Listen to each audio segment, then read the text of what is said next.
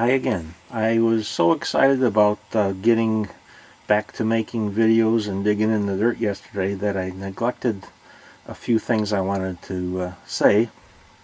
First of all, I've had quite a few comments about these tomato automators, these red guys right here. And I forgot to mention at least what the manufacturer says some of the benefits of them are. And first of all, they will help warm the soil. And I must admit, when the sun shines on them, they do get rather warm below. So they'll help to keep the soil warm. And then they also will prevent cutworms from getting in there and cutting the plant off. I've never really had a problem with them, but I understand they can be a problem. And also the red color is supposed to reflect the red light, and that, they claim, you can expect up to a 40% increase in your yield. We will see what we will see on that one. The tray here where I was putting the water in yesterday holds a half a gallon. So every time it fills up and drains in, you've added a half a gallon of water. You can also put moisture down in these holes, and not moisture, you can put fertilizer down in those holes, and as you water, it gradually adds it to the bin or to the ground, wherever you have it planted. And they say you can get earlier yields, and I think in my case, the biggest benefit is going to be the warming of the soil and helping to keep the plants warmer that way. So we will see how that goes. And like I said yesterday, they've only been in there for 1 day now, so it's too early to draw a conclusion, but so far so good.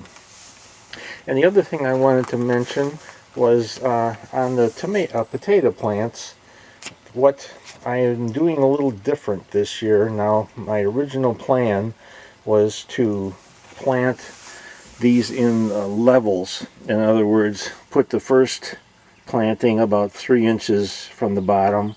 When that grows to about 3 inches or so above that, fill it up with dirt to cover them and put another planting in. So I actually have 2 levels of planting, and that was my intention. But since I was away and by the time I got back, my potatoes had already sprouted, I really couldn't do that, because by the time I would have planted the second batch, they'd have probably been 3 feet tall.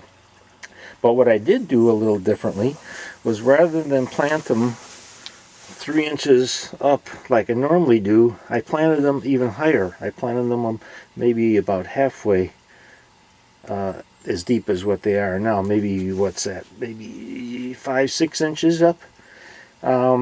The reason I did that was when I harvest potatoes, the bulk of the harvest seems to be right clustered around where the original seed potato was planted. So I thought maybe by giving it more room below as well as above, I would get more potatoes growing below where the seed potato was planted, and rather than just clustered in one spot. I don't know if that makes any sense or not, but that's what I'm trying. So we'll find out if I get better or not yields. And only harvest time will show that, and that's going to be for a few months yet. So, and one other thing on the 2 lettuce plants I showed you, I forgot to tell you what they were. The red one is red sales lettuce, which is one of our favorites. It's a real kind of a soft lettuce. The leaves are fairly delicate, and so you need quite a few of them to make a nice salad. But it's got a nice flavor to it. And the green one over here is our all-time favorite, which is a Butter Crunch Bib lettuce. And it's got a real nice flavor and nice sturdy leaves, so it makes a real good salad. Combining the 2 in the same salad not only gives you a good tasting salad, but kind of an interesting one with the 2 different colors. That's really all I wanted to say. I meant to say that yesterday and forgot. So there you have it.